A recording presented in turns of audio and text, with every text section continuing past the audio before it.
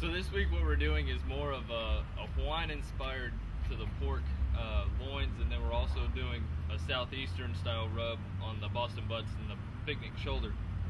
So this week, just to show y'all starting off, we started at about 8 o'clock, that way we could get the Boston butts and the picnic shoulder up to about 180, 190 degrees internal temperature so that it would pull apart really easily for the pulled pork. And then we're also starting the loins at that as well, because they're bone-in loins and it'll take longer for them to reach the internal temperature 160 on the loins than it did in the previous weeks whenever they were boneless. So this week we started the chimneys, and they're actually very easy to start, and they take the danger, I guess, of having the lighter fluid or the starter that you sprayed on there flare up in your face. And so they actually start, you just put one piece of newspaper up underneath, and it channels the heat, or channels the flame up into the charcoal, and burns very slowly and very manageably. This first pit is going to be our pork loin, and you can see that we've taken ribs 3 through 8 here, and we've gone in and we've Frenched the ribs so that they're sticking out, and then we've pushed the two together, and you can see that it's actually starting to caramelize there. These have been marinating overnight, and we put them on and we had the French ribs stuck together. In this water smoker we actually have our picnic shoulder on top, and then our Boston butts on bottom. The Boston butts are rubbed with a mixture of chili powder, paprika, salt, pepper, onion powder, cayenne pepper, basically all the peppers that you can think of. They're both going to be made into pulled pork. What we're going to do here, since we have the ribs Frenched, we're going to actually lay these pineapple slices on the ribs themselves, and it kind of holds it up there.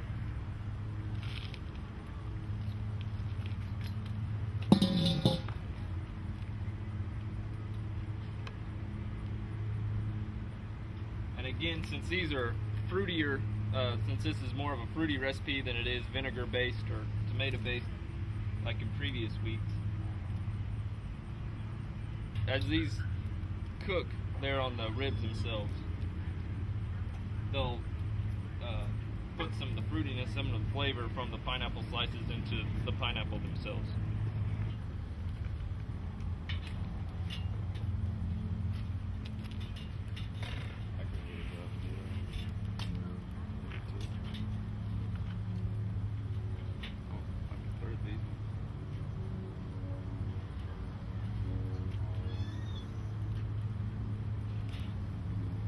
We're using the water smokers this week just because they seem to hold the temperature a lot better than the grills do, and also because we don't want any direct heat on these loins or on the Boston butts and picnic shoulder. The Boston butt and the picnic shoulder is fattier, less tender piece of meat in general, and so the water smoker actually works out better for those, having the addition of the water to the cooking process. We don't want the direct heat on the pork loins in general, so that's why we're using the water smoker for those as well. Our Boston butts today are rubbed with a combination of chili powder, brown sugar, comino, salt, regular white sugar, pepper, and cayenne pepper.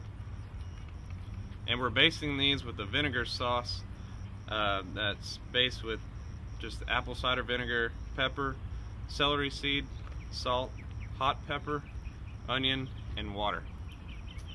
Our base rub is our sweet flavor that is initially put onto the pork, and about every 30 to 20 minutes we'll be basting it with our more sour vinegar basting sauce. So you kind of get a combination of sweet and sour. The picnic shoulder, it actually marinated overnight in a combination of apple juice, apple cider vinegar, paprika, chili powder, salt, and regular pepper. We're actually using a spray bottle here to make sure that these stay seasoned and don't dry out on us. And it's actually a mixture of apple juice, apple cider vinegar, chili powder, and paprika. And you actually just spray it on here, and get the entire surface coated with the spray itself to make sure that it stays moist throughout the cooking process. The pit ham, these are very popular. This is already pre-cooked, and all we're doing is reheating this. It's a cured and smoked product. The pit stands for partially internally trimmed, so that's where the pit comes from, partially internally trimmed. So basically what you do, you take a bone-in ham, you trim the exterior fat, you trim out the interior fat, you go through a process of curing of where you're going to add water and salt and sugar, sodium nitrite and phosphate, and maybe some other type seasonings, and then you're going to put that ham back together. And what you'll notice on that, which is common with the pit hams, it's in a teardrop shape. And basically, when you stick those muscles down into the ham stocking, well, they droop down, and that's where you get your teardrop shape. And then also, if you're sitting there carving it on these carving racks, well, the narrow part goes down into the trimming rack, and then you can trim off the top portion.